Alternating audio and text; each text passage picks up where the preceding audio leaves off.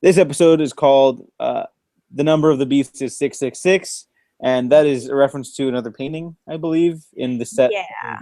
William Blake's Red Dragon and such. And this Hmm. episode is also, it's great. It's great. So let's talk about why it's great because we know it's great. Well, unless you had different opinions, I shouldn't speak for you. Oh no, I loved it. This just balls to the walls. No, I don't know. I think this might have been the most difficult episode to watch so far, which is saying something because we've seen a lot of atrocious stuff, but there is a certain pivotal scene that initially you don't see what's happening, but and then they go back to it several times. You know what I'm talking about. Yep. The kiss of the dragon. Oh man, that Oh. this Mm. is the most difficult episode for me to watch. Yeah. I think there's more creative things that have been happening. Well, let me backtrack a little bit. Hmm. I've heard some complaints from people that this back half of season three isn't as riveting as the original content Hannibal has given because the kills have been so creative in some of the standalone Hmm. episodes, like totem poles made of bodies, the human cello, Right. bee people growing their Mhm. hives out of the back of their skulls, yada yada. And I can agree those are more creative, and the Red Dragon isn't as like Dr. Chilton said during the start of the arc. He's more broad appeal. He's not that niche Hannibal weirdness. Yeah. Uh, but I will disagree with them that it's not as riveting because here we're getting into the more thriller psychological side of things. There, those Hmm. were cases of the week, and those were very good cases of the week. But here, we're getting a killer who relates to the uh, the characters at hand and what they're going through and the overall arc of the season. And Hmm. so, I just want to set down that complaint. I mean, everyone's entitled to their opinion, but I think that's a silly complaint on that part. Yeah. But yes, this was a very hard episode for me to watch because while not as creatively disturbing as some of that imagery, Hmm. the manner in which meets his presumed end, because Dr. Chilton is basically Hannibal's version of Kenny from South Park. Not so much when when he gets his lips bitten off by Francis Dollarhide. That was gruesome, and I flinched in the back of my chair. I went like, Hmm. and when dogs outside my window. Anyway, Will Graham would be proud, I guess. Yes. You'd When appreciate Dr. Chilton gets burnt and they're talking to him in the hospital, that. Hmm. that's the part that really irked me. It's a great moment and such. It's just Yeah. it was uncomfortable to watch, and I felt very bad for Dr. Chilton because he's kind of a slime ball, but he's not. He Nobody deserves that. Yeah. That was just. I actually I felt very wanted sad. him to die. Like I wanted so badly for him to just end after that, but it would not end. And Mhm. I agree that that's what makes it the most disturbing is that he has had like the semblance of humanness, of recognition stripped away from him in such a horrific way. And like so that culmination just makes it all hurt because I mean I was kind of like I was sort of rooting the situation on. Quite frankly, I was excited that Chilton was being the one who was put in the crosshairs because I knew that he would go down ugly. Oh, And as that was I for a time. yeah. In that like be very humorous because he is the type to beg and plead and roll on the ground and writhe and hysterics. Like he's not like the stoic die with dignity type. He's like because even though it's Freddie Lowndes in previous versions, I think it's so much better to have Chilton the way he's been developed in the show to be the one biting the bullet. But then the fact that it wasn't over after that just kills me. This is not the first time that he has survived something terrible. And now it's like, well, shit, son. Yeah, it, Ugh. Chilton is a great character.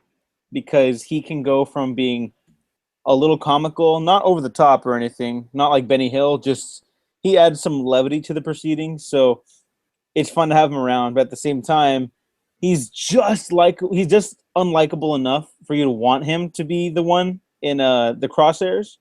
But Mm-hmm. then he's also likable enough you don't want to see him suffer too much, and now he's going to suffer for what's left of his remaining life, Yep. and it's just so gruesome, and that took up a big chunk of the episode.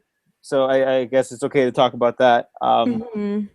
But yeah, that imagery is just so grotesque and vile, and I just feel so bad. I Mm-hmm. was really sad after that. I was like, oh, my chill, bro. He's Yep. And done. then, of course, with like Reba having to learn the truth, and it's just like everything comes crashing down. Whereas the last episode, we got to kind of glimpse into the man behind the dragon, the one who's trying to find something to cling on to in his life. And then it all just kind of gets blasted away, and the dragon comes tearing forth, and it's all fire and brimstone and death. And destruction and Yeah, not goodness. is bad. Okay, let me ask you a question. Do you think Reba knew that someone was in the house when she went to visit Francis? Ooh, that's a well. I kind of feel like she had to know. She's a smart cookie. She has been in this circumstance long enough to be able to sense people so well, because we've seen her in Francis's house, like being in another room, another side of the house, and it's like, oh, there you are, and then she goes and finds him, So she was in the very same room as another man, and I'm sure that sort of like the way that Hannibal can sense things via scent, like I'm sure that she's developed other faculties that would make it difficult not to tell that somebody else is there. And so when she's the it kind of frames their conversation in a different way when you consider the fact that like she probably knows someone is there and someone is scared, because it's like when she says that she's guilty of liking him and sort of these things that she hints at, where it's like she knows that there's something around the corner, and there's more than meets the eye to the situation, and yet here she is anyway. That's kind of what it felt like to me. Yeah, I'm on the same boat with you. I totally think that she knew he was there because one, very smart cookie, that Reba. Mm-hmm. Two, she has been able to pretty much everything you said. She has been able to show that she's able to sense on the people in the room. She senses their breathing or something, Mm-hmm. And the manner in which the scene was shot and the way Chilton was, he looked like he wasn't saying anything, but he was breathing quietly, but just loud enough or just distinct enough to make a sound, Mm-hmm. so she would know. And Yeah. I don't know how the scene actually played out. Maybe it got cut, but Mm-hmm. when Reba went outside and we don't see Francis for a little bit, and then Yeah. we cut to Francis showing um, Chilton the images, and do you see that infamous moment? Right. I read it as when the two left the room, Uh-huh. Francis got Reba and put her in his van, Mm. but then they drove back to his house. So maybe I That just have everything there on. was something weird editing wise with that though, because there's like a weird cut where all of a sudden they're in the van, like they don't show Francis actually getting her. So it does kind of make you wonder, like maybe for time's sake they cut that out so they could focus on other things, which would totally make sense, and the audience is smart enough to pick up on that kind of stuff. But that I could definitely see that being the case. It would make more sense than him, like I don't know. I don't know. Weird little gap. Yeah, just one of those things. Or maybe it's like the penultimate episode of the Europe arc where Hannibal starts Mhm. cutting into Will's brain or Will's head with the And then with the just saw. Yeah, and then they just cuts or fades to the uh the Manson the person's manner. Who was the yeah, Charles Manson. Charles you did Mason, well, man. Manson, Verger, what? Yeah, there you go. Thank you, the Verger estate. It felt like Yes. that to me, but I don't know if we're Mhm. gonna see uh, Francis grab Reba in the opening of the next episode. Yeah, it was weird, like with the way that went down. I'm trying to remember something from her conversation with him, like after he ungags her and stuff, because doesn't she say something? Maybe my brain just planted this and this is not correct or what actually happened, but didn't she say that like I knew someone else was there? Or like I knew someone was there? Oh, if she Like did, I missed that. I just thought about that. Oh, Well, maybe we just answered our own question, but I guess I'll have yeah, to rewatch this episode like all the other ones. I Oh guess. well. Man, oh man. Yeah. Really quick before we start wrapping this up, because it wasn't too busy of an episode. I was actually Hmm. astonished at how much time was spent with Chilton being tortured, not gratuitously so, in classic Hannibal fashion. Yeah. Um, what do you make of Bedelia and Graham's therapy sessions? Because I think they both Hmm. know how dangerous that is, given how Hannibal has sunk his claws into Bedelia, and she is Yeah. completely different from the person we expected when we first met her. Hmm. Will is teetering that line, and it looks like he's going to fall right now. Yeah. Because it almost seems like she's picked up the baton that Mm-hmm. Hannibal passed on to her. Because she's essentially reiterating the same kinds of things that Hannibal was telling Will in the first season. Like the things that he's capable of and who he truly is are the exact same things that Bedelia is getting at, which reminds me, of course, of the patient who swallowed his tongue. Like he went from Hannibal to Bedelia and started to break down because Bedelia started saying the exact same things, telling him, "Oh, I would have prescribed you the same medication." And that's the moment where he freaks out and swallows his tongue and she pushes it the rest of the way down. So I feel like that's like kind of an another a metaphor of what's going on with Will now, because here she is saying like you wanted him to die, like this is what you wanted, you intentionally wanted to put him in harm's way with that gesture, with putting your arm on his shoulder in that picture. And like it's very disturbing to kind of see, like, even though Will and Hannibal aren't having their traditional therapy sessions, like between the two brides of Hannibal, there's some mischief afoot. And suddenly, those flashbacks to Dr. Mourier's uh, patient slash victim Mm-hmm. seem much more important than they did previously. Yes. Yeah, Uh, definitely. and let's see what else. There's one more thing I wanted to mention. I can't. I thought I wrote it down, so I will just say this is a fantastic penultimate episode of Hannibal, and tragically, it has to be the second to last episode because this show is just too good. It's just too good for this world.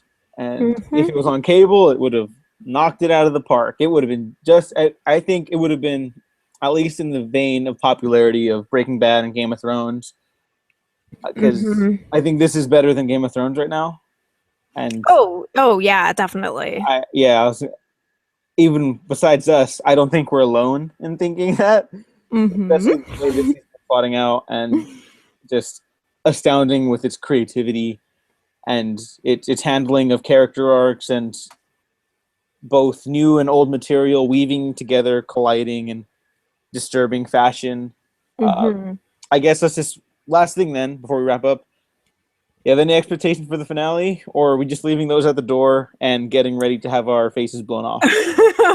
Man, I mean, I'm ready to see the becoming of Will Graham at this point, which I think everything has led up to. Like the entire show has led up to this moment, even though we've seen Will delve into the darkness and we've seen him kill before, but for him to like have attempted to sort of self-restore after everything that happened in Europe, after everything at the Verger estate, for him to like try to establish a family, only to fall like so far back into this, like this is going to be it. Whatever it is going to be huge and irrevocable. So I think that the last episode is going to be very, very much centered on Will Graham. There we go. Now I remember. For the first time in the series history, the characters openly admit that Hannibal is in love with Will Graham. Yes, that's a big deal. Yeah, I mean it's pretty much stated, but I know for sure that some people I know were worried about it being queer baiting. I think they compared it to Sherlock, a show I do like very much, but only flirts with the idea of same-sex relationships and then just kind of strings the audience along. This one, they're just like, no, that's exactly what it is. You thought it is. You thought what it is, you know. Yep. And what's hilarious, of course, is like when I was watching the first season of Hannibal, I was on Tumblr a lot. I'm not really on that site anymore, but rest in peace, Tumblr days. But I saw like from the ground up the crazy shipping insanities that happen with Will and Hannibal. I mean, I don't even need to get into that. But the fact of the matter is that, yes, there was a lot of material to actually base those things on. And Brian Fuller was even like, oh yeah, like totally ship away. And he was like, he was all for it. And so now it comes to this moment where it's like, yeah, Hannibal's in love with you. And to actually put it in those words it's so satisfying to hear, because everything points to that being true of the way that Hannibal views and sees Will. And even too, I remember early interviews with Mads Mikkelsen talking about the Will and Hannibal connection.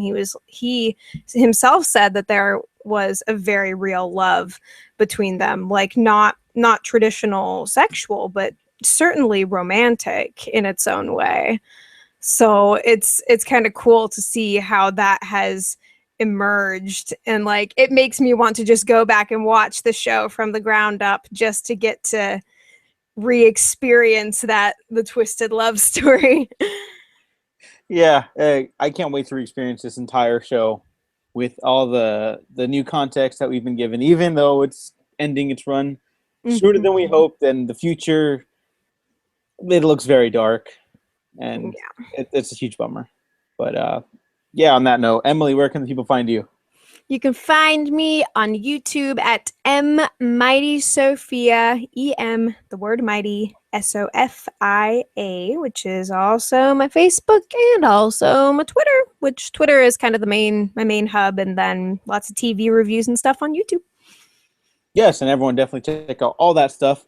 You can find me, of course, here at the Waffle Press. Like, subscribe, because reasons. If you like this, obviously. If you don't, I mean, I don't take it personally. It's fine. It's fine. Yeah. Check out my Twitter, Diego Waffles, because Diego Waffles is still taken. I know who you are. AudienceEverywhere.net just had a fantastic Women's Equality Day where we didn't let, the ladies took over Audience Everywhere, and they put out some fantastic posts. So everyone, please check those out. They rocked that shit. Yes, I actually read a couple of those. I read the ones about women in horror movies, and that was very good. So I can attest, it's good reading. Yes, they're the best. I mean, Emily, you're also great. You are also the best. We can all just be the best together, because that's what you are. And then, yeah, every other podcast you do on here, the Movie Hero Show, a Sci-Fi Movie Month, which it's disappointing because Fantastic Four was the reason I did it. I'm still sorry. I'm genuinely sorry about that, everyone. And yeah, that's pretty much it. Other podcasts, all links down below in the doobity-doo. Thank you so much for watching, guys. We have been professionally unprofessional.